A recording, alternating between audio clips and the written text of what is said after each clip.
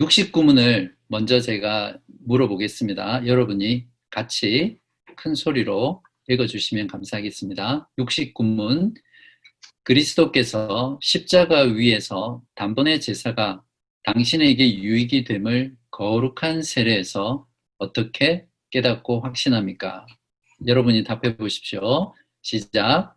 그리스도께서 물로 씻는 이 외적 의식을 제정하시고 그의 피와 성신으로 나의 영혼에 더러운 것, 곧 나의 모든 죄가 씻겨짐을 약속하셨습니다.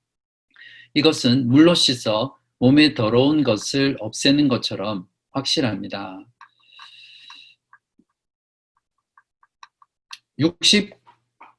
69문의 질문과 답은 세례란 무엇인가 라는 것을 전반적으로 보여주는 내용입니다. 먼저 세례라는 단어를 잠깐 살펴보면 헬라어로 이 세례라는 단어는 이제 밥티조라는 그런 단어를 쓰거든요. 그래서 거기에서 영어에서 세례라는 단어가 뭐죠? baptism, baptize, baptism. 이 단어가 밥티조라는 헬라어에서 나왔습니다. 이 밥티조라는 단어의 뜻은 물에 빠뜨리다, 담그다, 이제 이런 뜻도 있고요. 그래서 이제 침례교 같은 경우는 참된 세례는 반드시 물에 푹 담궜다가 물에 들어갔다가 이렇게 나오는 침례만이 바른 세례다 이렇게 주장하죠. 그 이유 중에 하나로 이제 이런 밥티조라는 이 세례라는 단어의 원래 뜻, 그러니까 빠뜨리다, 담그다 이런 뜻을 가지고 주장을 합니다. 그렇지만 자세히 다룰 수는 없지만 구약에 보면 이 밥티조라는 단어에 해당하는 그 단어가 꼭 물에 빠뜨리다, 담그다라는 뜻뿐만 아니라 씻는다라는 그런 그런 표현을 할 때도 사용되었고 또 뿌리다라는 그런 용례로도 쓰였습니다. 그래서 밥티조라는 이 세례라는 단어에서 우리가 알 수 있는 세례의 뜻은 씻는다라는 그런 의미가 가장 강하거든요. 그래서 세례는 씻는 것이다. 이렇게 이해를 하면 도움이 많이 되겠습니다. 세례가 씻는 것이라고 했을 때 이 씻는 것에는 이제 두 가지의 씻음이 있습니다. 첫 번째는 이제 외적인 씻음이에요. 그러니까 바깥으로 씻는 건데 이제 이거는 물로 씻는 거죠. 우리가 몸이 더러워지면 어떻게 돼요? 물로 뭐 샤워를 하거나 이렇게 손을 물로 씻으면 그 더러운 게 없어지잖아요. 그죠? 그래서 세례라는 그 씻는 것에는 외적인 씻음과 내적인 씻음이 있는데 외적인 씻음은 이제 물로 씻는 것 같은 이제 그런 걸 말하고요. 두 번째 씻는다라는 부분에서 내적인 씻음은 이제 그리스도의 피와 성령으로 이제 씻는다라는 그런 의미가 있습니다. 이 내적인 씻음에는 또 두 가지로 나눌 수 있거든요. 첫 번째가 그리스도의 피로 씻는 것이고 두 번째는 성령으로 씻는다라는 이 내용이 있습니다. 그러니까 세례는 씻는 것인데 이 씻는 것에는 내적인 씻음과 내적인 씻음 두 가지가 있고 내적인 씻음은 또 두 가지로 나눠서 그리스도의 피로 씻는 것과 성령으로 씻는 것 이렇게 나눌 수 있습니다. 그래서 오늘 할 내용의 교리문답의 대부분의 내용이 이제 이러한 내용을 이제 풀이하는 그런 내용들이거든요. 그래서 그 각각의 의미들을 조금 자세히 이제부터 살펴보겠습니다. 자, 밥티조라는 세례라는 단어를 통해서 세례는 씻는 것이다 라는 것을 먼저 살펴봤고요. 그 다음에 세례는 어떻게 시행하죠? 이제 물로 씻는 거죠. 그죠? 그리스도의 피와 성령은 내적인 것이기 때문에 우리가 어떻게 할 수는 없고 이제 물로 씻는 그런 외적인 의식을 통해서 내적인 씻음을 보여주는 그런 거겠죠. 그래서 시행 방법은 세례를 시행하는 방법은 이제 물로 씻는 것이다. 그래서 침례교는 이제 물에다가 이렇게 담그죠. 푹 담그죠. 그 세례를 집례하는 목사님이 이제 받는 분한테 감정이 있으면 물에다가 아주 오랫동안 푹 잠궜다가 거의 죽기 전에 이렇게 꺼내는 그런 경우도 있다고 제가 우스갯소리로 들었는데 그게 침례고요. 이제 장로교나 또 저희 교단이나 또 많은 개혁 교회들은 이제 뿌리죠. 물을 손에 이렇게 찍어서 머리에다가 이렇게 뿌리잖아요. 그죠? 이제 그렇게 해서 어쨌든 그 두 가지 모두가 물로 씻는다라는 그런 어떤 외적인 의식의 수행이라고 보면 됩니다. 그 다음에 세 번째는 지난 시간에도 했지만 성례는 누가 정했다고요?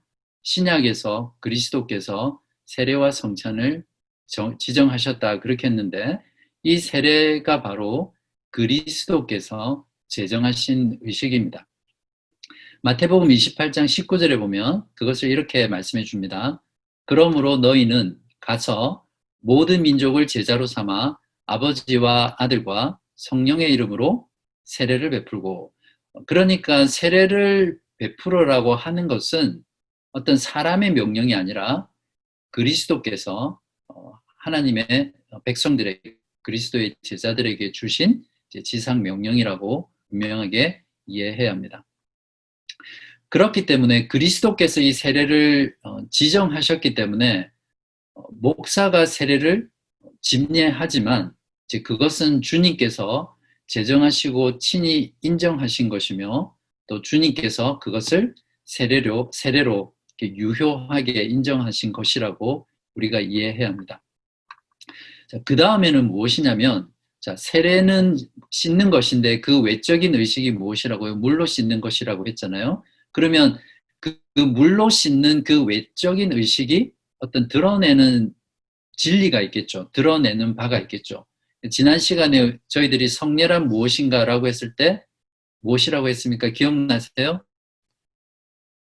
그리스도의 복음 약속에 눈에 보이는 거룩한 표와 인이라고 했잖아요. 그죠? 그래서 표와 인은 보이지 않는 어떤 것을 드러내는 것이 표고, 인은 그렇게 표가 드러낸 보이지 않는 사실이 정말 진실이다, 진리다라는 것을 확정하는 것이 이제 성례의 정의라고 했거든요. 그러니까 세례도 그 성례의 하나이기 때문에 동일한 의미가 있는 거죠. 그래서 물로 씻는다라는 이 외적 의식을 통해서 드러내는 바가 있는데, 표로서 그게 무엇이죠? 교리문답은 어떻게 대답합니까?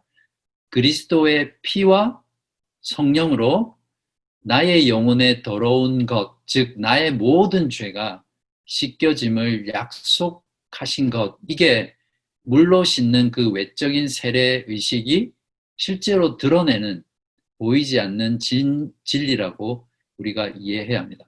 다시 한 번 더요. 세례의 물로 씻는 외적 의식이 드러내는 표는 무엇입니까? 그리스도의 피 그리고 성령으로 나의 영혼에 더러운 것, 즉 나의 모든 죄가 씻겨짐을 약속하신 것. 이것이 세례가 시행될 때마다 우리가 캐치하고 알아야 될 세례의 메시지입니다. 이걸 모르고 우리가 세례를 받거나 또 세례식에 참여하는 것은 정말 아무런 의미가 없는 그런 것이 되겠죠. 그 다음은 세례의 목적인데요. 세례의 목적은 보이지 않는 영적인 진리인 복음 약속을 어떻게 해요? 눈에 보이도록 드러내어 주어서 알게 하는 거죠. 쉽게 말하면 우리 보이지 않는 어떤 영적인 진리를 우리에게 설명하기 위해서 시각적인 자료를 통해서 우리들에게 알려주는 그런 목적이 바로 주님께서 세례를 제정하신 목적이라고 볼 수 있습니다. 베드로전서 3장 21절에 보시면 물은 예수 그리스도께서 부활하심으로 말미암아 이제 너희를 구원하는 표니 곧 세례라, 이렇게 말하고 있습니다. 이는 육체의 더러운 것을 제하여 버림이 아니요 하나님을 향한 선한 양심의 강군이라, 이렇게 베드로 사도가 말하고 있습니다. 자, 두 번째는 성례의 표와 인과 동일한 기능입니다. 바로 이러한 보이지 않는 것을 드러내어 주어서 알게 한 다음에 그 드러내어 알게 하신 것을 이제 확신하게 해주는 거죠. 인친다, 이렇게 표현하는 겁니다. 그러니까 세례의 목적에는 바로 이 표와 인의 두 가지 역할들이 동일하게 다 들어 있습니다. 사도행전 2장 38절에 보시면 베드로가 이르되 너희가 회개하여 각각 예수 그리스도의 이름으로 세례를 받고 죄 사함을 받으라. 분명히 세례라는 것을 받아야 죄사함을 받는 건 아니죠. 나중에 또 하겠지만 죄사함을 받은 것을 이제 세례라는 것을 통해서 이제 확신하게 되는 거죠. 그걸 이제 사도행전에서 베드로는 자신의 설교에서 이렇게 말합니다. 그리하면 성령의 선물을 받으리니. 마가복음 16장 16절에도 믿고 세례를 받는 사람은 구원을 얻을 것이요 믿지 않는 사람은 정죄를 받으리라, 이렇게 말하고 있습니다. 이제 물로 씻는 외적인 씻음이 의미하는 바인 그리스도의 피와 성령으로 씻겨진다는 것이 어떤 의미인지 우리가 알아야 되겠죠. 그런 질문도 들 것이고, 그래서 요리문답 70문은 바로 물로 씻는 외적인 표가 의미하는 바인 그리스도의 피와 성령으로 씻겨진다는 그것이 어떤 의미인지를 구체적으로 우리들에게 가르쳐 줍니다. 70문에서 이렇게 묻고 있습니다.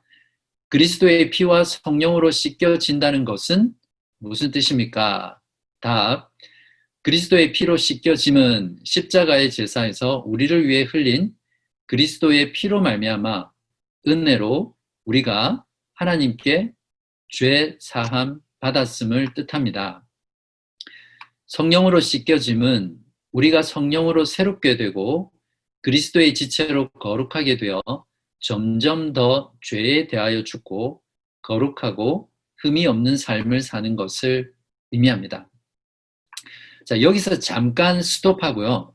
한번 여러분 생각해 보십시오. 세례가 보여주는 그 의미가 그리스도의 피와 성령으로 씻겨진다라고 했는데, 여러분이 이 내용이 이렇게 분명하게 이해되고 어떤 뜻인지 감이 오세요? 어떠세요?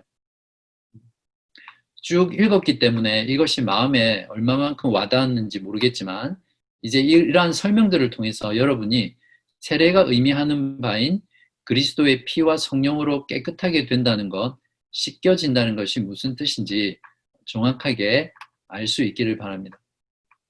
자, 물로 씻는다는 외적인 의식이 의미하는 바인 내적인 씻음은 두 가지로 표현하고 있는데, 첫 번째가 그리스도의 피로 씻겨진다는 것입니다. 자, 이것의 의미를 한번 살펴보면, 이제 그리스도의 피로 씻겨진다라는 것은 이제 죄 사함을 받았음을 의미하죠. 죄가 용서받기 위해서는 반드시 피 흘림이 있어야 합니다. 피 흘림이 없이는 결코 죄를 용서받을 수 없거든요. 이것을 히브리서 9장 22절에서 구약의 그런 제사와 율법들을 설명하면서 이렇게 말하고 있습니다. 율법을 따라 거의 모든 물건이 피로써 정결하게 되나니 피 흘림이 없은즉 사함이 없느니라. 왜냐하면 피에는 생명이 있기 때문에 죄를 지은 인간은 반드시 그 생명으로 값을 치러야 합니다. 그것이 이제 피 흘림의 의미거든요. 그래서 구약에서 죄인인 이스라엘 백성들이 하나님과 만나기 위해서는 반드시 그들의 죄가 사해져야 되는데, 그들의 죄를 사하는 표로서 짐승을 대신 죽였죠. 그래서 그 짐승들의 피를 이제 제단에 뿌려야만 그들의 죄가 이제 사해진다라는 그런 의식이 있었거든요. 그래서 구약에는 이러한 제사들을 통해서 죄 사함을 위해서는 반드시 피 흘림이 있어야 된다는 것을 우리들에게 가르쳐 줬습니다. 그렇기 때문에 더러운 죄인이 깨끗하게 되는 길은 반드시 오직 그리스도께서 십자가의 희생 제사에서 흘리신 그 보혈의 공로를 힘입을 때만이 더러운 죄인의 죄가 깨끗하게 되고 죄사함을 받습니다. 에베소서 1장 7절에서는 이것을 우리는 그리스도 안에서 그의 은혜의 풍성함을 따라 어떻게 해요? 그의 피로 말미암아 속량 곧 죄사함을 받았느니라. 그러니까 그리스도가 흘린 그 피로 인해서 우리가 죄사함을 받았다라고 분명히 말하죠. 계시록 7장 14절에서는 내가 말하기를 내 주여 당신이 아시나이다 하니 그가 나에게 이르되 이는 큰 환난에서 나오는 자들인데 어린 양의 피에 그 옷을 씻어 희게 하였느니라. 그 옷을 어디에 씻어서 희게 했다고요? 어린 양의 피, 즉 그리스도의 피로 인해서 이제 옷을 씻어 희게 됐다라는 말은 이제 죄 사함을 받았다라는, 죄를 씻어 깨끗하게 됐다라는 그런 의미인데요. 분명히 성경에서 증거하는 바는 그리스도가 흘리신 그 피로 인해서만이 죄인의 죄가 용서받는다라는 것을 말씀해 줍니다. 그렇기 때문에 예수 그리스도께서 우리 죄를 대신해서 십자가에서 피 흘려 죽으신 거죠. 그죠? 자, 이런 하나님께서 어떻게 죄인을 용서해 주시고 죄를 깨끗하게 해 주시는지에 대한 이 진리의 말씀을 우리가 그냥 들었을 때 이해하는 것보다 세례라는 눈에 보이는 것들을 우리에게 주시면 그것을 통해서 우리가 볼 때마다 우리의 죄가 어떻게 사함을 받았는지를 알 수 있겠죠. 그래서 세례가 시행될 때마다 신자는 나의 더러운 죄가 사함을 받고 깨끗하게 되었다는 그 확신이, 그 확실한 근거가 어디에 있다는 걸 알게 됩니까? 그리스도의 십자가의 피로 말미암았다는 것을 눈으로 확실히 보고 마음 가운데 확신하게 되는 거죠. 그렇기 때문에 세례는 우리 신자들에게 우리의 믿음을 확신하게 해주는, 그래서 믿음을 더 강하게 해주는 하나님의 은혜의 수단이라고 말하는 것이죠. 자, 여기서 우리가 기억해야 될 것은 무엇이냐면 그리스도의 피로 씻음 받은 것, 즉 죄사함과, 죄사함은 무엇이라고 했습니까? 지난번에 의롭게 되는 것과 동일한 것이라고 했죠. 그래서 죄사함과 또 의롭게 되는 것은 불완전합니까? 완전합니까? 그것은 그리스도가 흘리신 그 피로 인해서 이미 믿는 그 순간부터, 이 생에서부터 완전한 거죠. 우리의 죄가 덜 사해졌다든지 우리가 덜 의롭게 된 것이 아니라 그것은 하나의 단 한 번의 완전한 선언과도 같은 것입니다. 그러니까 무죄 선언. 너는 그리스도의 피로 죄 사함 받았다. 끝. 너는 그리스도 앞에서, 하나님 앞에서 의롭게 되었다. 끝. 그렇게 이 생에서부터 이미 시작한 것이고 그 자체가 완전한 죄사함이며 완전한 칭이라는 것을 우리가 이해해야 될 필요가 있습니다. 자, 이제 두 번째, 외적인 표현인 물로 세례를 주는, 그러니까 세례의 외적인 표현인 물로 씻는 것의 내적인 두 번째 의미, 그게 무엇이었습니까? 성령으로 씻겨지는 거죠. 첫 번째는 그리스도의 피로 씻겨지는 것인데 그것은 죄 사함을 의미하는 것이고 죄 사함 받았다는 것을 의미하는 것이고, 두 번째는 성령으로 씻겨졌다는 것을 의미합니다. 자, 여기서 성령으로 씻겨졌다는 부분도 이제 두 가지로 말할 수 있는데요. 중생 성령께서는 우리를 거듭나게 하시죠. 즉 하늘로 태어나게 하시는 거잖아요. 다시 태어나게 하시는 거죠. 이것을 성령의 중생의 사역이라고 하는데, 첫 번째 부분이 뭐냐면 우리의 본성이 바뀌는 겁니다. 그러니까 우리가 새로운 피조물이 되는 거죠. 새로운 본성을 가지게 되는 겁니다. 그래서 구원이란, 거듭남이란 단순히 우리가 믿음을 믿고 그냥 죄 사함 받았다 이런 것에서 끝나는 것이 아니라, 이제 해야 되겠지만, 이제 구별할 수는 없지만 구별을 한다면 이제 우리의 악한 본성이 선한 본성으로 바뀌었다라는 것을 우리가 이해해야 되거든요.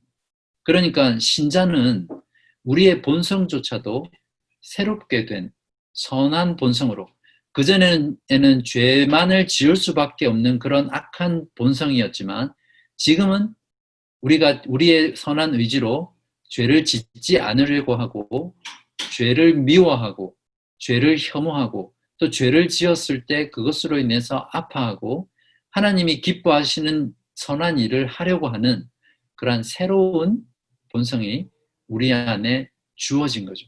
이제 이것을 성령으로 씻겨졌다라는 부분으로 설명을 하고 있습니다. 그 다음에 성령으로 씻겨진 것에 대한 두 번째 부분은 무엇이냐면 우리를 그리스도의 지체로 거룩하게 만드셨다는 겁니다. 즉 우리가 그리스도의 몸이 되었기 때문에, 믿음으로 그리스도와 연합해서 그리스도의 지체가 되었잖아요. 그러면 그리스도께서 거룩하신 분이기 때문에 그리스도의 몸인 우리도 거룩한 존재가 된 거죠.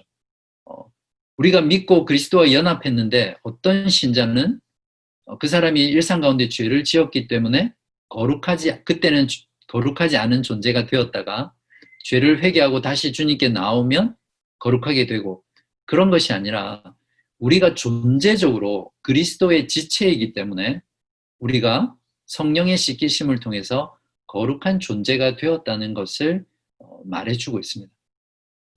이것을 이제 조금 신학적인 용어로는 이제 성화라고 부릅니다. 그러니까 거룩하게 되는 것이죠. 그러니까 성령의 사역은 바로 이 성화를 담당하고 있는 그런 사역이라고 우리가 분명히 이해할 수 있습니다. 자, 여기서도 우리가 기억해야 될 부분이 무엇이냐면 그리스도의 피로 말미암아 우리의 죄가 사함 받았다라는 것, 또 그것을 이제 의롭게 되었다라고 말하는데 그것은 이미 완전한 거라고 했죠. 그리고 이 생에서부터 시작되고 완전한 것인데 성령의 씻기심인 새롭게 됨과 또 거룩하게 되는 것은 이 생에서 완전하지 않습니다. 무슨 말씀인지 이해가 가세요? 다만 이러한 부분은 이제 이 생에서 시작되는 거고 주님께서 다시 오실 때 이제 완성되는 거죠. 우리는 구원받은 죄인이잖아요. 우리의 본성이 악한 본성에서 선한 본성으로 변화되었지만 여전히 우리가 그 육신을 입고 있기 때문에 그 성령의 소욕과 육체의 소욕이 우리 안에 함께 있어서 그것이 계속 싸움을 해 나가는 거잖아요. 그 자체로 완성된 건 아닙니다. 완전한 것은 아니죠. 그래서 그것이 점점 더 이제 이루어져 가는 그런 단계에 있다라고 우리가 말할 수 있습니다. 그렇지만 성령의 씻기심으로 인해서 우리가 새롭게 되고 거룩하게 된 이 부분은 참된 모든 신자에게 반드시 일어나는 일이고 또 우리의 삶 가운데 체험되는 부분이라는 것을 우리가 깨달아야 됩니다. 그래서 우리가 성화라는 성령의 사역을 통해서 점점 그리스도의 형상을 닮아가게 되는 것이죠. 그것이 성령의 씻기심의 두 가지 내용입니다. 다시 한번 정리하겠습니다. 자, 세례라는 물로 씻는 그 외적인 의식이 의미하는 내적인 씻음은 두 가지인데 두 가지가 무엇이었습니까? 그리스도의 피로 씻겨진다는 것인데 그것은 죄사함을 받는다라는 의미고, 두 번째는 성령으로 씻겨진다는 의미인데 그것은 우리의 악한 본성이 선한 본성으로 변화되는 새롭게 된다라는 부분과 또 우리를 그리스도의 지체가 되어서 우리가 거룩하게 된다라는 그 성화의 두 부분으로 우리가 이해하면 됩니다. 여기까지 정리가 되시죠? 네. 그 다음에 한 가지 우리가 생각해 볼 것은 무엇이냐면 왜 세례를 시행할 때 물을 사용합니까? 여러분 생각해 보셨어요? 기름을 사용할 수도 있을 것이고 아니면 오히려 포도주가 더 낫지 않나요? 포도주를 사용해서 이 죄를 씻는, 죄를 깨끗하게 하는, 왜냐하면 그리스도의 보혈을 상징하니까 더 효과적이지 않나요? 왜 포도주를 쓰지 않고 물을 사용했을까요? 그것은 물이라는 것은 그리스도의 피뿐만 아니라 성령도 같이 나타내기 때문입니다. 포도주를 사용한다면 그리스도의 피를 상징할 수 있겠지만 또 포도주로 어떤 더러운 것을 씻는다면 그게 씻긴다는 의미보다는 오히려 더 포도주로 얼룩이 지겠죠. 그런 면에서 물은 그리스도의 피뿐만 아니라 성령의 씻기심의 의미를 잘 나타내기 때문에 물로 세례를 주도록 그렇게 제정이 되어 있습니다. 성경이 말하는 물은 이제 두 가지의 역할들이 있는데요. 정결하게 하는 것과 또 새 영과 새 마음을 주시는 것을 성경은 물로서 표현합니다. 에스겔서 36장 25절에 보시면 맑은 물을 너희에게 뿌려서 너희로 정결하게 하되 곧 너희 모든 더러운 것에서와 모든 우상 숭배에서 너희를 정결하게 할 것이며 라고 하면서 이제 물이 정결하게 하는 그런 역할들을 한다는 것을 말해주고 있고요. 또 이어서 36장 26절에서 27절에 보면 또 새 영을 너희 속에 두고 새 마음을 너희에게 주되 너희 육신에서 굳은 마음을 제거하고 부드러운 마음을 줄 것이며 또 내 영을 너희 속에 두어 너희로 내 율례를 행하게 하리니 너희가 내 규례를 지켜 행할지라. 이 구절에서는 물이라는 것이 이제 성령의 사역을 의미하면서 새로운 영과 새로운 마음을 주신다라는 부분을 약속하고 있습니다. 그렇기 때문에 물로 세례를 주는 것이고요. 물로 세례를 줄 때 물로 씻기는 그것이 나타내는 것이 그리스도의 피와 성령의 깨끗하게 하심을 잘 나타내 주기 때문에 물로 세례를 주는 겁니다. 이제 71문과 답을 통해서는 이제 두 가지 성례 중 하나인 세례를 누가 지정하셨다고요? 그리스도께서 지정하셨다는 성경의 근거를 제시하고 있습니다. 아무리 교리문답이 이 세례는 그리스도께서 지정하셨다 그렇게 말을 한다고 해서 그것이 성경의 근거가 없다면 또 성경의 성경에 분명한 토대를 두지 않다면 우리가 지킬 이유가 없겠죠. 그래서 요리문답은 이제 그러한 반대자들의 반대에 미리 대비해서 교리문답에 이러한 내용들을 넣었습니다. 71문에 보시면 세례의 물로 씻는 것처럼 확실히 그리스도께서 자신의 피와 성령으로 우리를 씻으신다는 약속을 어디에서 하셨습니까? 자, 답을 해보겠습니다. 세례를 제정하실 때 이렇게 말씀하셨습니다. 그러므로 너희는 가서 모든 족속으로 제자를 삼아 아버지와 아들과 성령의 이름으로 세례를 주고 마태복음 28장 19절이죠. 두 번째는 믿고 세례를 받는 사람은 구원을 얻을 것이요 믿지 않는 사람은 정죄를 받으리라. 마가복음 16장 16절. 이 약속은 성경이 세례를 중생의 씻음 혹은 죄를 씻음이라고 부른 데서도 거듭 나타납니다. 디도서 3장 5절, 사도행전 22장 16절 이렇게 나와 있습니다. 세 표현 모두가 성경에 나와 있는 성경 구절들이죠. 이러한 성경 구절들을 근거로 해서 그리스도께서 세례를 친히 제정하셨다고 요리문답은 저희들에게 말을 해주고 있습니다. 여기서 이 성경 구절의 몇 가지 중요한 부분들을 제가 다루고 넘어가도록 하겠습니다. 먼저 첫 번째 부분인 그러므로 너희는 가서 모든 족속으로 제자를 삼아 아버지와 아들과 성령의 이름으로 세례를 주고 라는 말씀에서 이제 모든 족속이라는 말이 나옵니다. 그렇죠? 이제 그 말은 이제 예수님께서는 이제 유대인을 위한 구원의 복음이 아니라 세상 모든 민족에게로 그러니까 이방인을 넘어서 유대인을 넘어서 이방인과 세상에 있는 모든 족속에게 이 그리스도의 구원의 메시지 그것을 전할 것을 복음을 전할 것을 이제 말씀해 주는 거죠.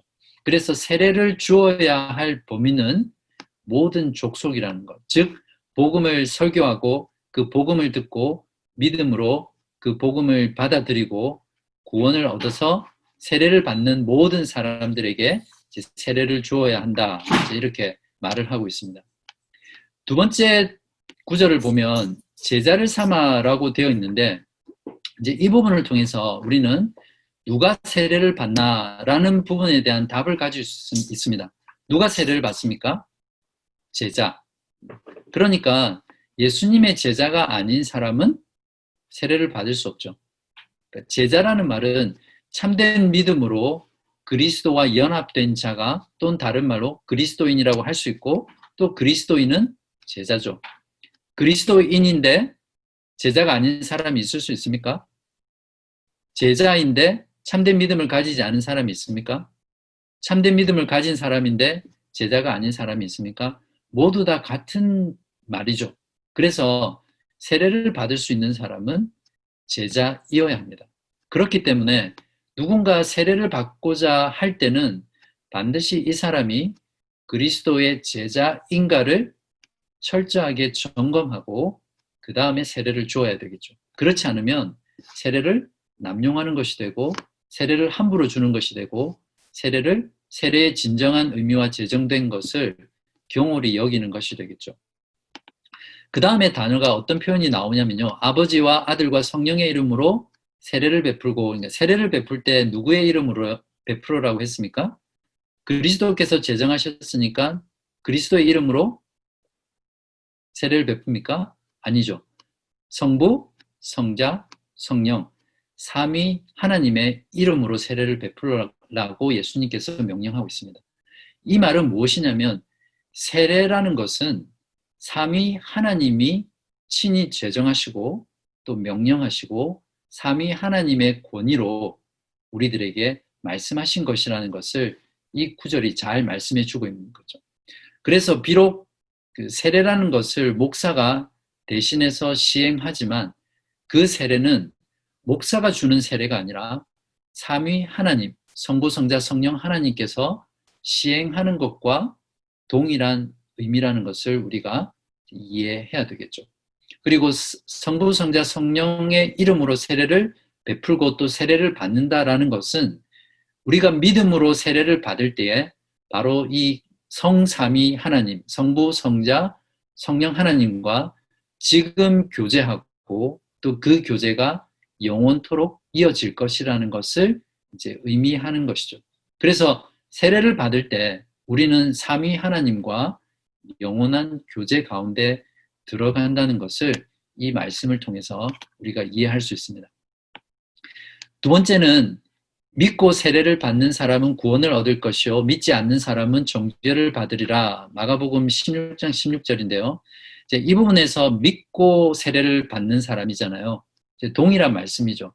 그러니까 믿는 자가 받는 것인데 세례를 받을 때 믿음이 없이 세례를 받으면 세례가 드러내주는 그 내적인 유익들, 내적인 약속들이 아무런 상관이 없습니다. 그러니까 세례를 통해서 그 어떠한 유익도 얻을 수 없는 것이죠. 그래서 다음 시간에 할 성찬도 마찬가지지만 믿음이 없이 세례에 참여하거나 세례를 받는 것은 아무런 의미가 없습니다. 그 다음에 믿고 세례를 받는 사람은 구원을 받을 것이요 라고 표현하고 있는데요. 이 부분은 넘어가겠습니다. 시간 관계상. 나중에 끝나고 남으셔서 혹시 궁금하신 분이 계시면 그때 제가 설명해 드릴게요. 자, 마지막으로 세 번째, 이 약속은 성경의 세례를 중생의 씻음 혹은 죄를 씻음이라고 부른 데서도 거듭 나타납니다 라고 되어 있는데요. 여기 보면 세례를 어떻게 표현하고 있습니까? 중생의 씻음, 또 죄를 씻음 이렇게 표현하면서 마치 세례라는 것 자체가 어떤 중생을 의미하는 것 같고 세례라는 그 의식 자체가 죄를 씻는 역할을 한다라는 이 말씀이 그런 뉘앙스를 주잖아요. 그죠?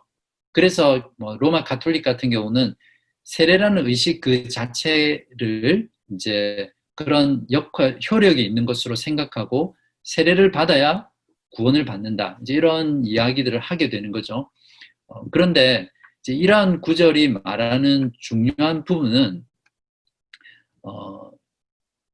세례라는 의식을 통해서 그 세례가 의미하는 바를 이제 받는다라는 그런 의미에서 세례를 중생의 씻음, 죄를 씻음이라고 부르는 거죠. 그러니까 세례라는 것 자체가 중생과 죄를 사하는 기능을 하는 것이 아니라 세례가 의미하는 바, 즉 죄사함과 성령의 새롭게 함과 거룩하게 함에 대한 그 약속, 그 의미를 확증하고 받는다는 그런 의미에서 세례를 성경이 중생의 씻음과 죄를 씻음이라고 이제 그렇게 부르는 것으로 이제 우리가 이해해야 합니다. 이제 72문에서 이제 이 부분을 다루고 있네요. 세례의 물로 씻음이 곧 죄 씻음 자체입니까? 이 질문 자체가 조금 전에 마무리할 때도 말씀드렸지만 세례에 대한 오해를 다루고 있는 문답이거든요. 한번 여러분이 답해 보십시오. 아닙니다. 오직 예수 그리스도의 피와 성령만이 우리를 모든 죄에서 깨끗하게 합니다. 다시 한번 뮤트해 주십시오. 네.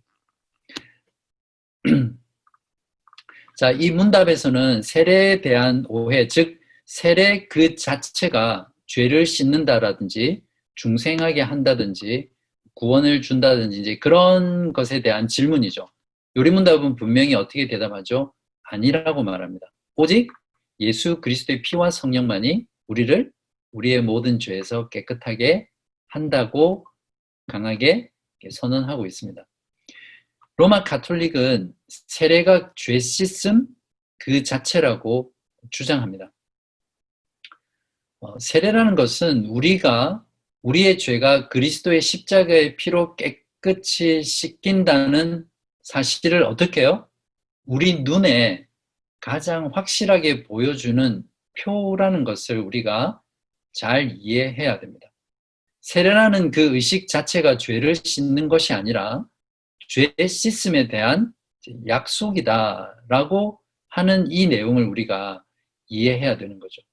그렇기 때문에 다시 한번 강조하는 거지만 믿음이 없이는 세례 그 자체로는 아무런 효력도 없고 그 세례를 받고 동참하는 사람한테 어떠한 영적인 유익도 주지 않습니다. 믿음이 없이는 세례는 아무것도 아닌 것이죠. 믿음으로 세례를 받을 때 물로 씻는 그 외적인 표가 가리키고 나타내는 그것의 유익을 얻는 것이죠. 동의하시죠? 네. 믿음으로 세례를 받을 때 외적인 표가 나타나는 게 무엇이었습니까? 그리스도의 피를 통한 죄사함과 또 성령의 중생, 즉 우리의 본성을 선한 본성으로 바꾸는 새롭게 하게 하심과 또 거룩하게 하시는 그러한 유익들을 우리가 약속으로 받아서 누리게 되는 것이죠. 그래서 세례 그 자체로는 죄를 씻는 역할을 하지 않는다. 반드시 믿음을 통해서 세례를 받을 때 세례가 보여주는 약속하는 바를 통해서 그것이 우리의 것임을 확신하고 그러한 영적인 유익을 누리게 되는 것이죠. 이제 73문은 이제 세례의 의미를 통해서 세례를 제정하신 목적과 혹은 의도가 무엇인지를 말을 해주고 있거든요. 73문에서 이렇게 묻습니다. 그러면 왜 성령께서는 세례를 중생의 씻음과 죄를 씻음이라고 하셨습니까? 답해 보십시오. 하나님께서 그렇게 말씀하신 데에는 중요한 이유가 있습니다. 하나님께서는 몸에 더러운 것이 물로 씻겨지듯이 우리의 죄가 그리스도의 피와 성령으로 없어짐을 우리에게 가르치려 하셨습니다. 더 나아가서 우리의 죄가 영적으로 씻겨지는 것이 우리의 몸이 물로 씻겨지는 것처럼 매우 실제적임을 이러한 신적 약속과 표로서 우리에게 확신시키려 하셨습니다. 73문은 성령께서 세례라는 중생의 씻음과 죄를 씻음이라고 하신 이유를 묻고 있는데 제가 조금 전에 설명을 드렸죠. 간단하게. 교리문답은 이것에 대한 이유를 두 가지로 설명하고 있는데요. 첫 번째가 가르침, 두 번째가 확신입니다. 첫 번째 가르침인데 세례의 시행이 어떤 의미인지를 이제 우리로 하여금 이제 알게 하십니다. 그래서 세례는 반드시 말씀과 함께 시행이 되어야 됩니다. 말씀 없이 단순히 세례 의식 자체를 시행하는 것은 이러한 세례를 통해서 하나님께서 의도하시는 가르침의 역할이 없기 때문에 그 세례 자체를 통해서 유익을 얻을 수 없는 것이죠. 그래서 종교개혁자들이나 모든 개혁교회들은 세례 의식을 할 때 그냥 단순히 물을 뿌리고 물에 담그고 하는 그런 의식만 하는 것이 아니라 그 전에 예수 그리스도께서 제정하신 세례의 내용들 또 이러한 세례의 의미들을 설명하고 표현하죠. 말씀을 통해서. 그러한 가르침을 통해서 세례를 시행합니다. 그렇기 때문에 말씀이 없는 외적인 의식은 미신이고 참여하는 신자에게 아무런 유익을 주지 못합니다. 그래서 우리가 세례를 누군가 받게 될 때는 세례 교육을 꼭 시켜야 되는 이유가 이제 바로 이러한 이유들이 있습니다. 말씀 없이 세례가 어떤 의미인지, 세례가 무엇을 약속해 주는지, 또 어떻게 받아야 하는지 이러한 것들을 알지 못하고 세례를 받는 것은 아무런 의미가 없기 때문이죠. 그리고 내가 세례를 이미 받았지만 이제 교회 안에서는 이제 세례가 계속 일어나잖아요, 그죠? 교회가 존속되는 한 그러한 세례식의 증인으로서 또 같은 공동체의 회중으로서 참여할 때도 우리는 세례의 의미를 잘 알아야 되겠죠. 오늘처럼 이러한 성례에 대한 공부, 세례에 대한 공부를 하는 이유가 우리가 이러한 세례의 의미가 무엇인지, 세례가 무슨 말인지, 세례의 목적이 무엇인지 이러한 내용들을 알고 세례에 참여하게 되면 그것을 통해서 우리가 하나님의 은혜를 바르게 받을 수 있기 때문이죠.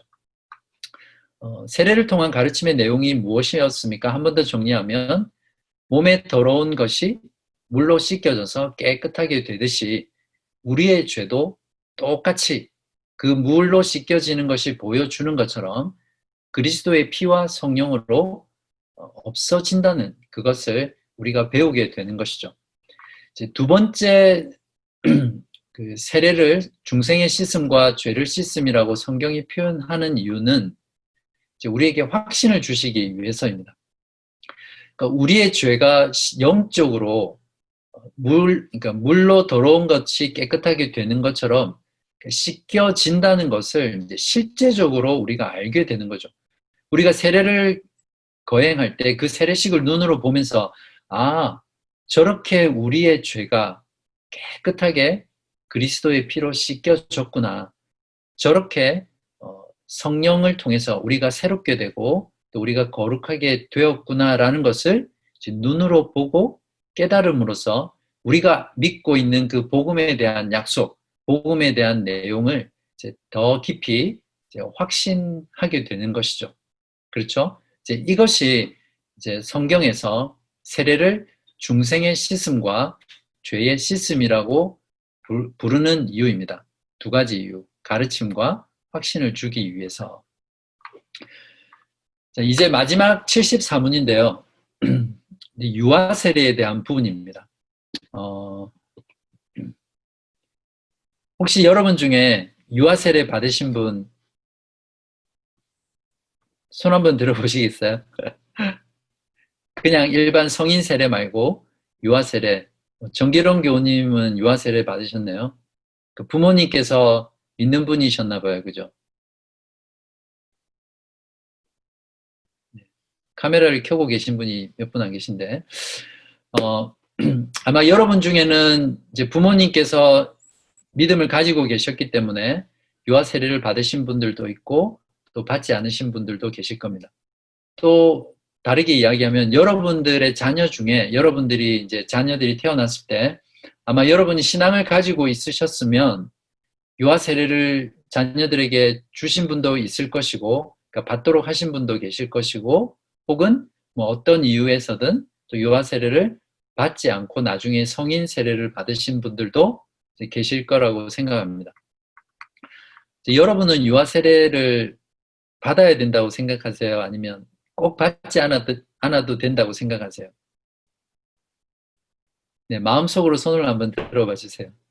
유아 세례를 이제 믿는 부모라면 자녀가 태어났을 때 반드시 받아야 된다. 마이크는 켜지 마시고 마음속으로 손 들어주세요. 네, 그리고 받지 않아도 된다. 아니면 성인 세례만 받아야 된다. 그런 분들 한번 손 들어보세요. 마음의 손. 네, 감사합니다. 네, 몇 분인지는 확인은 안 되고요. 네, 우리 답을 한번 먼저 해보죠. 교리문답이 어떻게 답하고 있는지. 자, 유아들도 세례를 받아야 합니까? 답. 그렇습니다. 그것은 유아들도 어른들과 마찬가지로 하나님의 언약과 교회에 속하였고, 또한 어른들 못지않게 유아들에게도 그리스도의 피에 의한 속죄와 믿음을 일으키시는 성령이 약속되었기 때문입니다. 그러므로 유아들도 언약의 표인 세례를 통하여 그리스도의 교회에 연합되고 불신자의 자녀와 구별되어야 합니다. 이런 일이 구약에서는 할례를 통하여 이루어졌으나 신약에서는 그 대신 세례가 제정되었습니다. 어쩌면 여러분들 가운데 이 교리문답이 답하고 있는 유아 세례에 대한 부분에 동의하지 못하시는 분들도 계실 거라고 생각합니다. 실제로 복음주의와 개혁주의 진영 안에서도 캐톨릭이나 또 다른 그 개신교 말고는 그냥 빼고요. 개신교 안에서도 이 유아 세례에 대한 견해가 이제 첨예하게 대립하고 있거든요. 그래서 어떤 그룹은 유아 세례는 성경에서 명령하고 있지 않기 때문에 반드시 줘야 되는 건 아니다. 줘도 되지만 안 줘도 된다. 필수적인 것은 아니다. 또 어떤 진영은 유아 세례는 반드시 주어야 한다. 오늘 교리문답처럼 주어야 한다라고 주장하는 그룹이 있고요. 또 어떤 그룹은 침례교 같은 경우는 세례는 반드시 믿음을 합해서 받아야 되기 때문에 어린 유아들은 믿음을 고백할 수 없잖아요. 그렇죠? 그래서 믿음의 고백을 할 수 있는 성년이 되어서 받아야 된다. 이제 그렇게 해서 유아 세례를 부정하는 그런 그룹들도 있습니다. 일단 제가 말씀드리고 싶은 것은 저는 제가 가지고 있는 유아 세례에 대한 성경에 대한 이해는 오늘 교리문답이 말하고 있는 것과 동일합니다. 모두가 동의하고 있고요. 물론 우르시누스가 여기 말고 다른 책에서 유아 세례를 주어야 되는 성경적인 근거로 제시하는 그 부분에서는 동의하지 않는 부분이 있지만 이제 교리문답에서 말하고 있는 이 내용에 대해서는 저는 성경이 그것을 말하고 있다라고 이렇게 생각합니다. 그렇지만 혹시 여러분들 가운데 여기에 동의가 되지 않거나 다르게 생각한다고 하더라도 저는 괜찮다라고 그렇게 먼저 말씀을 드리고 오늘 교리문답에 있는 내용을 근거로 왜 유아 세례를 주어야 하는가라는 부분들을 제가 설명을 드리겠습니다. 오늘 교리문답은 유아 세례를 주어야 될 근거로 두 가지를 들고 있는데요. 첫 번째가 유아들도 하나님의 언약과 그리스도의 교회에 속하였기 때문에 주어야 한다라고 말하고 있습니다. 이것은 당연한 이야기겠죠. 믿음의 가정에 태어난 자녀들은 하나님의 언약과 또 그리스도의 교회에 속하게 되는 것이죠. 그 다음에 두 번째 이유는 무엇이냐면 유아들도 그리스도의 피에 의한 속죄와 믿음을 일으키시는 성령을 받았다라고 하지 않고 뭐라고 되어 있습니까? 만약에 피에 의한 속죄와 믿음을 일으키시는 성령을 받았다라고 하면 우리가 유아 세례를 주어야 할 근거로 저는 잘못됐다라고 분명히 이야기할 수 있겠는데 교리문답은 어떻게 이야기하고 있냐면 그러니까 속죄와 성령이 어떻게 해요? 약속되었기 때문에 유아 세례를 주어야 한다라고 말하고 있습니다. 유아들도 믿음의 가정에서 그리스도의 교회에 속해서 태어났기 때문에 언약의 자손으로서 이제 동일한 그 약속을 가지고 있는 것이죠. 그래서 나중에 자신의 믿음으로 이 약속을 믿게 될 때 이때 주어졌던 그 약속이 이제 자기의 것으로 되는 것이겠죠. 그런 의미에서 약속의 근거에서 유아 세례를 주어야 된다라는 것에 동의를 합니다. 그렇다면 유아 세례를 어떻게 시행해야 합니까? 첫 번째는 이제 언약의 표인 세례를 통해서 이제 유아 세례를 시행하죠. 그러니까 어른들이 세례를 받는 거나 또 유아들이 세례를 받는 것은 동일하게 이제 물로 세례를 줍니다. 그렇지만 이제 그 세례문을 읽을 때 그 세례문의 내용은 이제 다르죠, 조금은. 그래서 구약에서는 그 하나님의 이스라엘 백성의 자손을 표현하는 것으로 무엇을 했습니까? 구약에서는 할례를 행했죠. 그래서 그 이스라엘 백성들 가운데, 즉 처음에 아브라함에게 할례를 지시하고 그 이후에 이스라엘 백성들은 이제 난지 8일 만에 할례를 받았는데 그 할례의 의미가 뭐냐면 하나님의 언약 백성의 자녀라는 거죠. 그 자녀라는 표로 이제 유아들이 어떤 분명한 하나님을 알지 못한 그때에도 이제 언약의 자손으로서 이제 할례를 시행했습니다. 신약에서는 이 할례가 이제 무엇으로 바뀌었습니까? 이제 세례로 바뀐 거죠. 그래서 유아 세례는 언약의 표인 세례를 통해서 신약에서는 세례를 준다라고 이해할 수 있고요. 두 번째는 유아 세례는 이제 그리스도와 그리스도의 교회의 연합함으로써 이제 이렇게 표현하고 있습니다. 그러니까 그리스도의 연합해서라고 표현하지 않고 그리스도의 교회에 연합한다. 이제 이렇게 표현하고 있습니다. 물론 이 그리스도의 교회라는 것은 이제 가시적인 교회를 말하겠죠. 우리가 속해 있는 지상적인 교회. 그래서 믿는 부모 아래에서 그 가시적인 교회의 지체 멤버로서 자녀로서 이제 연합한다. 그런 의미로 이제 유아 세례를 시행하는 거고요. 이것은 그리스도에게 연합하는 것과는 다르다는 것을 이해할 필요가 있습니다. 그렇지만 교회에 연합됐다는 것 자체가 그 유아에게는 큰 복이죠. 교회 안에서는 지속적으로 그리스도의 말씀으로 교육을 받고 이제 훈련을 받게 될 것이고, 그러한 말씀을 통해서 이제 이 유아들은 나중에 믿음을 가지게 되겠죠. 물론 결국에는 가지지 않는 경우도 있겠지만, 그래서 불신자에게 태어난 자녀들과 믿는 부모 또 교회의 자녀로 태어나는 이 유아들은 완전히 다른 그런 성장 과정을 겪게 되는 거죠. 그리고 유아 세례를 주는 이유와 시행에는 이제 어린아이들을 유아들도 그리스도의 지체, 즉 교회의 멤버로 생각하는 그런 의미가 있습니다. 그렇기 때문에 우리들은 믿음의 가정에 태어난 자녀들을 불신자처럼 똑같이 그들이 믿음을 가지게 되는 그때까지 그러니까 구원받지 못한 교회 밖의 어떤 불신자처럼 대해서는 안 되고요. 언약의 자손으로 교회에 연합된 지체로 생각하고 하나님의 그 언약의 자손으로서 구별되게 대하고 또 그들을 가르치고 훈련하고 양육해야 되는 그러한 부분들이 우리들에게 있습니다.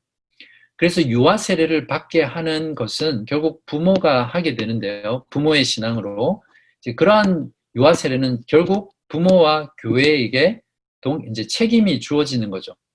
부모의 신앙 때문에 그 부모의 신앙으로 자녀를 세례를 받게 했기 때문에 그 말에는 이제 이 자녀를 부모로서 내가 하나님의 말씀으로 훈육하고 가르치고 세상의 가치관이 아닌 성경의 가치관으로 이 자녀를 키우겠다라고 하는 강한 의지가 들어있는 것이고, 그러한 의지로 자녀를 키운다는 의미입니다. 저희 큰아이 같은 경우는 이제 한국에 있을 때 교회에서 유아 세례를 받았거든요. 근데 그때 유아 세례를 받을 때 그 담임 목사님께서 지금도 계속 한국에 가면 뵙고 찾아뵙고 인사 나누는 분인데, 만약에 부모가 신앙이 분명하지 않잖아요. 분명하게 예수 그리스도를 구주로 고백하고 또 믿음의 확신을 가지고 믿음의 고백으로 자녀를 키울 수 있는 신앙이 없으면 이제 유아 세례를 받고 싶다고 해도 주지 않았습니다. 그리고 유아 세례를 받기 위해서 이제 소요리 문답을 외우고 또 교리 문답을 목사님하고 몇 달 동안 아내와 함께 이렇게 이제 받아서 통과해야만 유아 세례를 받을 수 있었거든요. 저는 그렇게 유아 세례를 주는 것이 정말 바르다고 생각합니다. 유아 세례를 주는 것은 부모가 그 자녀를 신앙으로 양육하고 하나님의 언약의 자손이며 자녀이며 교회의 지체로 받아들이고 키우는 것이기 때문에 그만큼 부모의 그런 강한 책임과 의지가 동반되는 것이죠. 그런 면에서 그렇게 부모들에게 분명히 믿음을 확인하고 교육을 통해서 주는 것은 바른 방법이라고 생각하고요. 또한 동일하게 믿음의 가정에 태어나서 유아 세례를 받는 그 아이들은 그 부모님만의 책임이 아니라 조금 전에 말했듯이 교리문답이 말하는 것처럼 하나님의 언약의 자녀라고 그렇게 표현했잖아요. 그리고 그리스도의 교회에 연합된 지체이기 때문에 교회 전체가 그 유아 세례 받은 또는 유아 세례를 받지 않았다 하더라도 믿음의 가정에 태어난 자녀들에 대한 신앙의 교육과 또 그들의 영적인 양육에 책임이 있는 것이죠. 그래서 교회는 그 어린아이들에게 말씀으로 가르치기 위해서 어린아이들을 위한 가르침, 교육, 또 그런 것들이 지속적으로 공급될 수 있도록 이제 많은 노력들과 수고들과 또 그런 일들을 해야 되는 것이죠. 그것이 유아 세례를 받게 하는 부모와 또 교회의 책임이라고 우리가 말을 할 수 있습니다. 믿는 부모가 유아 세례를 주어야 될 이제 근거 성경 구절들이 있는데요. 이 부분은 제가 오늘 깊이 다루지는 않겠습니다. 구절 두 가지만 읽어드릴게요. 창세기 17장 7절에 보면 내가 내 언약을 나와 너 및 너의 대대 후손 사이에 세워서 영원한 언약을 삼고 너와 너의 후손의 하나님이 되리라. 지금 하나님께서는 아브라함과 언약을 맺으시면서 아브라함의 후손들, 대대로 후손들과도 함께 영원한 언약을 맺고 있거든요. 그 말은 무엇이냐면 믿음의 부모에게 태어나는 그 자녀들도 결국 하나님의 언약의 자손이라는 이제 그런 의미들이 있습니다. 그리고 사도행전 2장 39절에도 보면 이제 오순절에 성령이 임했을 때 사도 베드로가 설교를 하잖아요. 그 설교의 내용 중에 2장 39절에 보면 이 약속은 너희와 너희 자녀와 모든 먼데 사람 곧 주 우리 하나님이 얼마든지 부르시는 자들에게 하신 것이라 하고 여기서 얼마든지 부르시는 자들이라는 것은 어떤 특정한 어른들만 말하는 것이 아니라 남자와 여자, 주인과 종, 이방인들, 모든 민족들, 심지어는 어린아이까지 포함한 모든 사람들을 이야기하거든요. 그렇기 때문에 이 하나님의 복음의 약속은 어린아이들, 유아들까지도 다 동일하게 주신 약속이라고 우리가 이해할 수 있습니다. 그 외에 사도행전 16장 또에 보면 루디아가 믿고 그 집 전체가 세례를 받았다라고 되어 있고 그리고 그러니까 바울과 실라가 잡혔을 때 옥문이 열렸을 때 자결하려고 할 때 바울이 내가 여기 있다라고 말을 하면서 복음을 전하잖아요. 내가 어떻게 하면 구원을 받을 수 있습니까? 라고 물었을 때 이제 그때 그 간수가 그 복음을 듣고 믿은 후에 33절에 보면 16장 33절에 보면 그 온 가족이 다 세례를 받은 후라는 표현이 나옵니다. 이제 그러니까 결국 주 예수를 믿어라 그리하면 너와 내 가족이 구원을 받으리라 이런 약속들 등을 고려할 때 하나님께서 복음의 약속을 주신 것은 성인뿐만 아니라 믿는 자의 그 자녀들, 그 가정에게도 동일하게 주신 약속이라고 우리가 분명히 이해할 수 있고요. 그러한 여러 가지 성경의 근거들, 신학적인 근거들을 토대로 믿는 부모는 그 부모에게 자녀가 태어났을 때 꼭 유아 세례를 주어야 한다라고 저는 이렇게 성경을 이해하고 그렇게 믿고 있고요. 이런 유아 세례를 주어야 될 근거로서 이제 도르트 신경이라는 신앙 고백의 내용이 있거든요. 제 1장 17조에 보면 이런 말씀이 있습니다. 하나님의 뜻은 반드시 그분의 말씀을 가지고 판단해야 하는데 그 말씀은 신자의 자녀가 거룩하되 본성에 의해서가 아니고 부모와 함께 참여하는 은혜 언약에 의해서 거룩하다고 선언한다. 그러므로 하나님을 경외하는 부모는 하나님께서 유아기에 이 생에서 데려가시는 자녀의 선택과 구원에 관하여 의심하지 않아야 한다. 이렇게 말하고 있습니다. 그 당시에 많은 믿는 부모들의 자녀들이 유아기 때 사망을 했거든요. 그러한 사망의 문제를 교리적으로 다루면서 이러한 신조들을 이제 적어놨습니다. 그래서 유아기에 하나님께서 데려가시는 자녀들은 이제 구원받았다라는 것을 의심하지 말아야 된다. 이렇게 표현하고 있습니다. 유아 세례에 대한 이러한 교리들을 우리가 믿게 될 때, 또 그러한 것으로 확신하게 될 때, 특별히 유아 사망의 어려움을 당하고 있는 성도들에게 그러한 부모들에게 큰 위로를 줍니다. 어리기에 만약에 믿음을 가질 수 없다면 불신자들처럼 믿는 부모의 자녀들이 사망했을 때 그들도 지옥에 가야 합니까? 갑니까? 그렇지 않죠. 분명히 믿는 자의 신자의 자녀들은 불신자의 자녀들과 다릅니다. 왜냐하면 약속을 가졌기 때문이죠. 그래서 하나님의 약속은 반드시 하나님이시기 때문에 이루어지는 것이고요. 그래서 어려서 죽을지라도 믿는 자의 부모는 그들의 구원을, 그러니까 유아기 때 사망한 어린 아이들을, 유아들의 구원을 이제 의심할 이유가 없다라고 가르쳤거든요. 그래서 이 유아 세례 교리가 부모들에게 그 당시에 그렇게 큰 위안을 주었습니다. 그런데 반대자들은, 유아 세례를 반대하는 반대자들은 그들에게 이제 유아 세례를 인정하려면 이제 선택의 교리를 강조해야 되거든요. 그래서 그 선택의 교리를 무너뜨리기 위해서 이 유아 세례를 부정했습니다.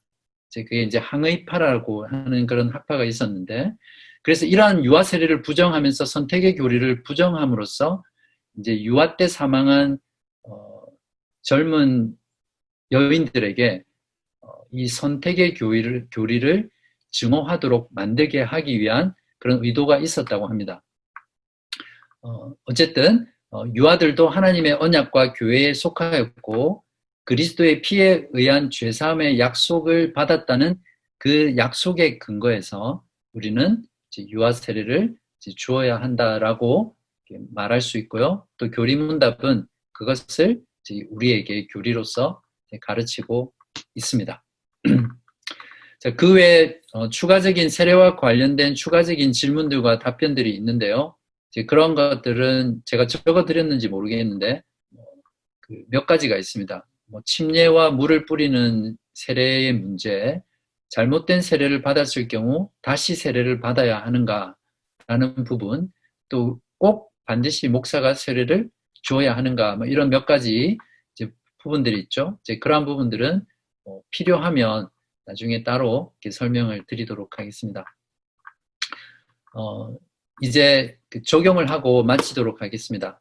오늘 내용은 이제 많은 내용들이 있는 것은 아니기 때문에 세례의 의미가 무엇인지, 물로 씻는 외적인 씻음이 내적으로 어떤 의미가 있는지, 그리스도의 피로 죄사함을 받았다는 것과 성령의 씻음으로 새롭게 됨과 거룩하게 되었다라는 내용을 우리가 이해하면 되고요. 그리고 세례 자체가 죄를 씻기는 것이 아니라 믿음으로 세례를 받을 때 세례가 드러내는 표, 세례가 의미하는 그 약속을 이제 영적으로 이제 누리게 된다라는 부분, 그리고 유아 세례를 우리가 왜 주어야 하는가라는 부분들을 이제 오늘 거룩한 세례에 대해서 다루면서 했습니다.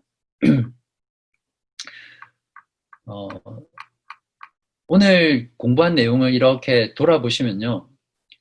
세례가 어떤 의미인지 여러분이 알게 됐을 때 한번 여러분이 세례를 받았을 때를 한번 생각해 보십시오. 여러분이 정말 세례를 받았을 때 오늘 교리문답에서 가르쳐 주는 것처럼 이런 큰 영적인 유익을 누리시면서 세례를 받으셨어요? 아니면 그냥 어릴 때 받았기 때문에 기억이 잘 나지 않고 그때의 감동과 감흥이 어땠는지 생각이 나지 않으세요? 저는 개인적으로 많이 아쉬운 부분이 뭐냐면 제가 고등학교 때 그냥 단체로 세례를 받았거든요. 고등부에서. 그때는 제가 분명한 믿음에 대한 고백이나 복음에 대한 이해가 분명하지 않았거든요. 그냥 다 같이 줄 서가지고 이제 나이가 되니까 이제 교회가 큰 교회였어요. 그래서 단체로 세례받고 세례 증서 받고 액자에 이렇게 넣어서 받았는데 제가 정말 온전한 회심을 하고 이 세례의 의미를 알게 되었을 때 세례를 받았다면 정말 얼마나 좋았을까, 이제 이런 아쉬움들이 늘 있습니다. 이제 그렇지만 이제 세례를 2번 받을 필요는 없죠. 내가 그러한 은혜를 누리기 위해서 세례를 2번 받는 것은 이제 제 세례파가 되는 거죠. 그리고 비록 캐톨릭에서 세례를 받았다고 하더라도 이제 개신교로 개종을 하면 다시 세례를 받을 필요는 없습니다. 그 세례의 근거가 세례를 준 사람에게 있는 것이 아니라 세례를 제정한 그리스도께 있기 때문이죠. 무엇보다 우리가 이러한 세례의 의미와 중요성을 알게 되면 이 세례를 통해서 누군가 내가 직접 세례를 받든지 세례를 받은 교회 가운데 세례를 받는 세례식에 참여하든지 간에 그것을 통해서 하나님께서 우리에게 주시는 그 복음의 은혜들을 우리가 영적으로 누릴 수 있게 되고요. 그러한 세례를 통해서 우리가 어떻게 죄사함을 받았고 또 우리가 어떻게 새롭게 되었고 우리가 무엇으로 거룩하게 되었는지 하나님의 복음의 약속에 대한 그 분명한 내용을 우리가 알게 되고 그 안 내용을 통해서 우리의 믿음이 더 확실해지겠죠. 그리고 우리의 믿음이 더 강해집니다. 그렇기 때문에 세례가 의미하는 그 복음의 내용을 잘 우리가 알고 또 그러한 외적인 의식을 통해서 그것이 우리에게 실제로 영적인 유익을 준다라는 것을 깨닫는 것이 굉장히 중요합니다. 특별히 우리가 신앙생활을 하면서 믿음에 의심이 생길 때가 있잖아요. 정말 하나님 살아계신가? 죽으면 정말 천국에 가는데 그 구원에 대한 부분, 또 내가 살아가면서 고난이나 또 어려움과 환난이 들었을 때, 환난을 받을 때, 또는 어떤 믿음의 실족이라든지 믿음의 시험이 들 때, 그럴 때 내가 믿음으로 그리스도께서 제정하신 이 세례를 받았다는 이 사실이 우리에게 큰 위로가 됩니다. 큰 위안이 되고 큰 확신이 되며 또 그것을 통해서 그러한 시험과 환난을 이기게 해줍니다. 세례의 의미가 무엇인지, 세례의 목적이 무엇인지, 세례에 약속된 것이 무엇인지 우리가 바르게 안다면 그러한 것들이 가능한 거죠. 그래서 그것을 통해서 시험과 환난을 견디고 승리하는 그런 신앙생활을 할 수 있습니다. 제가 재미있는 그 예를 들어서 말씀을 드릴게요. 아시는 분도 아실지 모르겠는데 마틴 루터는 이제 종교개혁의 물꼬를 이제 튼 역사적인 인물이잖아요. 그죠? 그 마틴 루터의 개혁을 통해서 사실은 종교개혁이 이제 확산됐다. 그러니까 불을 지폈다라고 볼 수 있는 거죠. 그러니까 종교개혁의 한 가운데서 마틴 루터는 수많은 시련과 환난과 핍박과 또 죽음의 위험과 그리고 심지어는 어떤 그런 영적인 도전들 또 환난들을 굉장히 많이 받았거든요.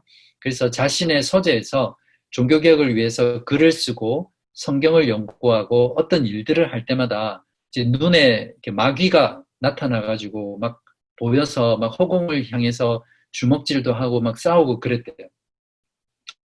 근데 어느 날 자신의 서재에서 이제 동일하게 그런 종교개혁의 일들을 할 때 또 마귀가 자신을 괴롭히는 거예요.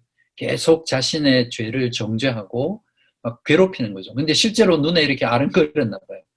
어쨌든 그 마귀가 계속해서 그 영적으로 괴롭혔는데 이제 마틴 루터는 어느 날 이제 들고 있던 그 잉크병을 가지고 벽을 향해서 잉크병을 집어 던지면서 나 세례받은 세례교인이야. 그렇게 이야기를 했답니다. 그렇게 하면서 마귀와의 싸움을 이겼다고는 이야기가 있는데 그것은 무엇이냐면 마틴 루터는 세례가 무엇을 의미하는지 또 세례를 통해서 그가 어떤 약속을 가지고 있는지 또 그의 믿음이 어떻게 그 자신이 받았던 그 세례를 통해서 확신 있게 가지고 있는지를 정확하게 알고 그것을 실제 영적인 삶에 적용했고 또 그것을 가르쳤습니다. 그래서 한번 여러분 따라해 보십시오. 나 세례받은 세례교인이다. 네, 그냥 단순히 세례교인이 자랑이 아니라 이 세례의 의미를 알면 여러분이 정말 죄책감 가운데 또 정죄 가운데 또 의심 가운데 환난 가운데 믿음이 흔들리고 확신이 흔들릴 때 그 세례의 의미를 다시 한번 생각해보고 아 그리스도의 그 피로 내 죄가 깨끗하게 사함을 받았구나. 성령의 중생의 사역으로 나에게 새로운 본성, 거룩한 본성, 선한 본성으로 새롭게 되었구나. 그리고 그러한 새로운 본성으로 내가 거룩하게 되어서 그리스도의 지체로 살아가는구나. 이 세례의 의미들, 내가 벌써 세례를 통해서 그러한 것들을 믿음으로 받아들였잖아요. 그리고 그리스도를 고백하고 성부, 성자, 성령 하나님과 교제 가운데, 또 영원한 교제 가운데 들어간 존재가 되었잖아요. 이제 그것을 생각하면 우리의 신앙생활 가운데 얼마나 확신과 힘을 주는지 알 수 없습니다. 그래서 여러분도 동일하게 그러한 세례의 유익을 누리시길 바라고요.